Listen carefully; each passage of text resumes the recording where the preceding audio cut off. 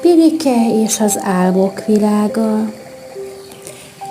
Pirike egy napsütéses délután álomba szenderült.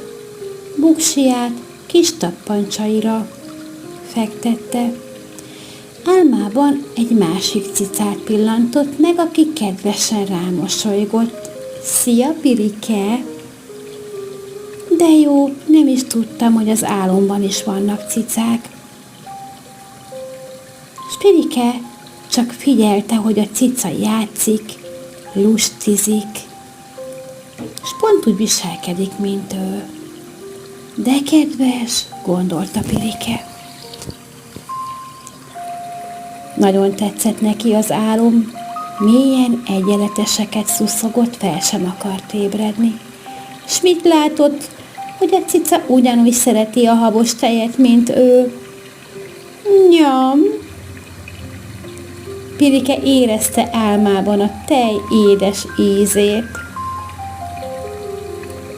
Már elképzelte, ahogy belekóstol, picikét meg is rezzent, mert teljesen azt hitte, hogy mellette is ott áll egy tálka finom tejcsi. De látta, hogy tévedett, így gyorsan vissza is aludt, és azt látta, hogy a cica karbocskájával rajzolgat, aztán már egy szép zöld réten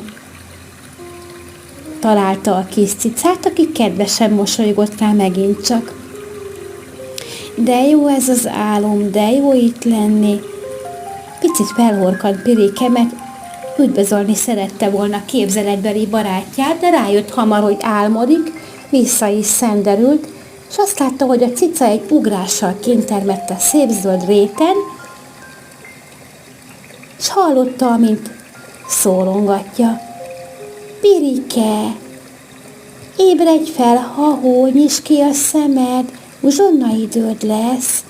Ébredj fel, Pirike. Pirike kinyitotta a szemét, és észrevette, hogy bizony jó a szobában van, és érezte, amint Andi megsimogatja a buksiját. Andi megsimogatta, és ennek nagyon örült. Hát ez volt ma a Pirike álma, jövök legközelebb is,